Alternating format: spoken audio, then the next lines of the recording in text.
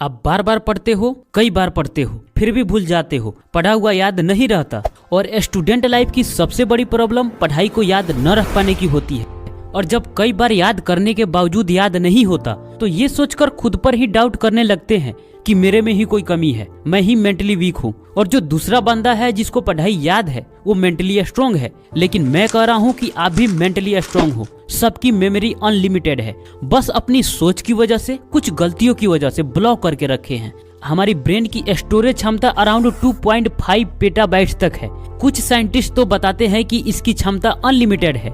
जितना भी है वो हमारी पूरी लाइफ के लिए काफी है। अगर हम अपनी पूरी लाइफ में दिन रात इंफॉर्मेशन कलेक्ट करके डालते रहें तब भी ब्रेन का 20% पार्ट भी फुल नहीं होगा। तो इतना क्षमता के बावजूद भी क्यों भूल जाते हैं? अगर आपको पढ़ा हुआ याद नहीं रहता तो आपका पढ़ने का तरीका गलत है। पढ़े हुए टॉपिक को लॉन्ग टर्म मेमोरी में डालने का तरीका पता नहीं है। आप गलत नहीं हो, आपका तरीका गलत है। अब आप टेंशन भी मत लो, क्योंकि इस वीडियो में आप वो सीक्रेट जानोगे जिसे पढ़ा हुआ हमेशा याद रख पाओगे। Topic number 1, interest. इसको सबसे पहले क्यों रखा? देखो, जब तक आपको किसी सब्जेक्ट के प्रति या सीखने के प्रति इंटरेस्ट नहीं है तब तक आप आगे के प्रोसेस को फॉलो नहीं कर पाओगे। और इंटरेस्ट ऐसी चीज है जो आपको सीखने के लिए किसी भी हद तक लेकर जा सकती है। और इंटरेस्ट आपको अपने गोल से भी आ सकता है। अगर मुझे इस टारगेट को अचीव करना है तो मुझे थोड़ा बहुत तो इंटरेस्ट लाना पड़ेगा। और जिस सब्जेक्ट में आपकी पकड़ मजबूत है वो आपकी इंटरेस्ट को दर्शाता है। अगर आपको किसी सब्जेक्ट में इंटरेस्ट नहीं है तो आप उसे सिर्फ ऊपर ऊपर से पढ़ोगे, क्योंकि पढ़ना मजबूरी है। एग्जाम के लिए पढ़ रहे हो तो आपको उस सब्जेक्ट में पास करना मजबूरी है। अगर आप बार बार खुद से बोलते हो कि मुझे पढ़ने का मन नहीं करता, चलो ठीक है बाद में पढ़ लेंगे, तो एक तो आप बिना मन के जबरदस्ती पढ़ने बैठते हो और दूसरा जल्दी जल्दी पढ़कर उठ भी जाना चाहते हो। तो इस तरह से पढ़ाई आपके लिए बोझ हो गई। तो अगर ऐसे माइंडसेट से पढ़ोगे तो जाहिर है कि आप पढ़ाई याद नहीं रख पाओगे। और दोस्त, रियल बता रहा हूँ, जब तक आपको अपना पढ़ाई बोझ लगेगा तब तक आपका भला नहीं हो सकता। जितने भी टॉप लेवल के लोग हैं वो पढ़ाई में इंटरेस्ट जरूर दिखाए हैं, चाहे एकेडमिक स्टडी हो या कोई दूसरा फील्ड। किसी भी फील्ड में जाओ, बस सीखना नहीं छोड़ना है। और सीखना ये बिना इंटरेस्ट का संभव हो ही नहीं सकता। अगर कोई लड़की आपको अपनी नंबर देने के लिए रेडी हो जाए और वो नंबर सिर्फ एक ही बार जल्दी से बोल दे तो आप अपनी पूरी क्षमता लगा दोगे उसको याद करने में। क्यों? क्योंकि आपको उस लड़की से बात करने में इंटरेस्ट है। तो इंटरेस्ट सीखने में और उसे याद रखने में सबसे बड़ी भूमिका निभाती है। चलो, इंटरेस्ट थोड़ा बहुत है फिर भी भूल जाते हैं तो क्यों? फिर से बोल रहा हूँ कि आप नहीं, आपका तरीका गलत है। अपनी तरीके को सुधार लोगे, सही तरीके जान जाओगे तो आप भी आज से ही ज्यादा से ज्यादा याद रखना शुरू कर दोगे। टॉपिक नंबर 2, अंडरस्टैंडिंग, समझ। देखो, 2 तरीके से लोग पढ़ाई करते हैं, एक एक्टिव रीडिंग और दूसरा पैसिव रीडिंग। एक्टिव रीडिंग किसी भी सब्जेक्ट को ध्यान से पढ़ते हैं। जब कोई वर्ड या कोई सेंटेंस या कोई टॉपिक समझ में नहीं आता तो उसे दोबारा पढ़कर समझने की कोशिश करते हैं, जिसे याद रखने की क्षमता भी बढ़ती है। दूसरा पैसिव रीडिंग, जब किसी भी सब्जेक्ट को महज एक नजर डालते हुए पढ़ते हैं। और आप ऐसा कई बार करते भी हैं। मान लो 10 पेज की क्षमता है, 20 पेज पढ़ने का टारगेट बना लिया तो क्या होगा? आपका फोकस सिर्फ पेज को कंप्लीट करने पर होगा। जो भी चीजें समझ में नहीं आएगी उसे समझने की कोशिश भी नहीं करोगे, पढ़ते चले जाओगे। और आपको लगेगा कि मैं इतना पढ़ा फिर भी कुछ याद नहीं। देखो, याद नहीं होता इसका मतलब आपका तरीका गलत है, आप गलत नहीं हो। स्टेप बाय स्टेप आपकी गलतियों को बताऊंगा और सही तरीका भी बताऊंगा।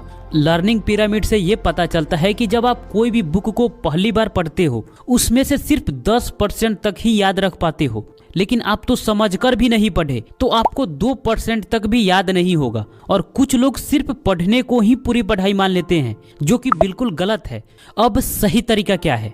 जब आप कोई भी बुक पढ़ो तो आप एक पेन या पेंसिल और पेपर साथ में लेकर बैठो। थोड़ी अजीब लग रहा है ना?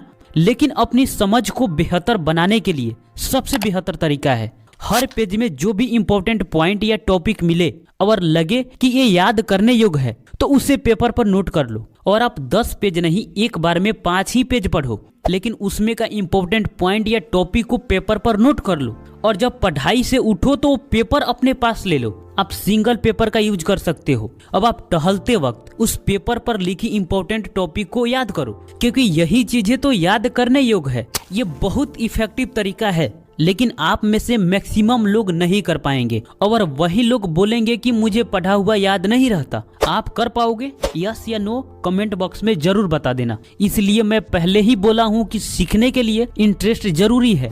Number 3, why do you repeatedly forget the question? Bar bar question क्यों भूल जाते हैं? आप गलती ये करते हो कि आप टीचर के भरोसे रहते हो, खुद से बुक नहीं पढ़ते हो। टीचर इस क्वेश्चन का आंसर लिखवा देंगे, हम उसे याद कर लेंगे। और ये ज्यादातर थ्योरेटिकल सब्जेक्ट में ऐसा होता है, जैसे science, social science, Hindi, English, ऐसे बहुत सारे सब्जेक्ट हैं जिसमें आप सिर्फ टीचर के भरोसे रहते हो कि इस क्वेश्चन का आंसर वो लिखवा देंगे, हम उसे याद कर लेंगे। और ऐसे बार बार किसी क्वेश्चन का आंसर रटते हो और उसे भूलते रहते हो क्योंकि आप चैप्टर्स को पढ़ते नहीं हो। इस चैप्टर का उद्देश्य क्या है, इसका स्टोरी क्या है, ये आप जानते नहीं हो और क्वेश्चन को आप रटते रहते हो। लेकिन एक बार चैप्टर का स्टोरी या उसका उद्देश्य समझ में आ गया तो आप उस चैप्टर का जितने भी क्वेश्चन है उसका आंसर आप खुद लिख दोगे। जब आप कोई मूवी देखते हो तो वो समझ में आ जाता है, उसमें से कोई भी सवाल पूछे तो आप जवाब नहीं दोगे क्या? जरूर दोगे। हीरो का पर्पस क्या है, वो कहाँ रहता है, क्या करता है, सब लिख दोगे, राइट?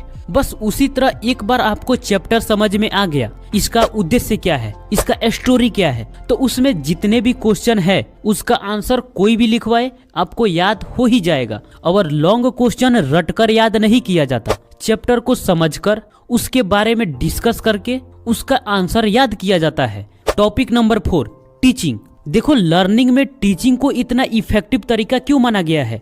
आप इस लर्निंग पिरामिड्स को देख सकते हो। आप किसी टॉपिक के बारे में लेक्चर सुनते हो, उसमें से सिर्फ 5% तक याद रखते हो, रीडिंग से 10% तक, ऑडियो विजुअल से 20% तक याद रखते हो, यानी वीडियो के थ्रू किसी टॉपिक के बारे में सुनते हो, समझते हो। डेमोन्स्ट्रेशन से आप 30% सीखते हो, जो किसी टीचर के थ्रू आपको किसी टॉपिक के बारे में करके बताया जाता है, किसी चीज के द्वारा समझाया जाता है। ग्रुप डिस्कशन से आप 50% तक सीखते हो, प्रैक्टिस से आप 75% तक सीखते हो, जो किसी भी चीज के बारे में आप खुद से प्रैक्टिस करते हो, लैब में आप खुद से प्रैक्टिस करते हो। और टीचिंग से 90% तक सीखते हो।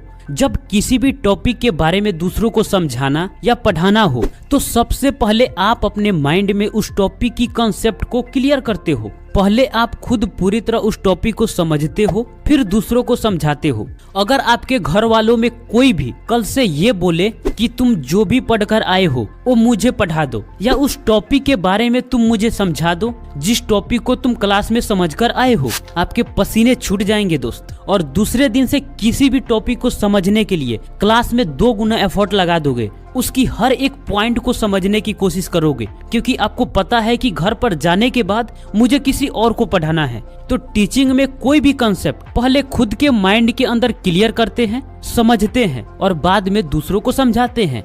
आप दूसरों को नहीं समझा सकते, आप अकेले में जिससे बात करते हो यानी खुद से, उसको समझाओ। या शीशे के सामने खड़े होकर भी किसी टॉपिक के बारे में खुद को पढ़ाना है। तो दोस्त, ये रहा याद करने का कुछ प्रैक्टिकल टिप्स, जिसे आप फॉलो करके अपने पढ़े हुए टॉपिक को याद रख सकते हो। दोस्त, कैसा लगा वीडियो कमेंट बॉक्स में जरूर बताना।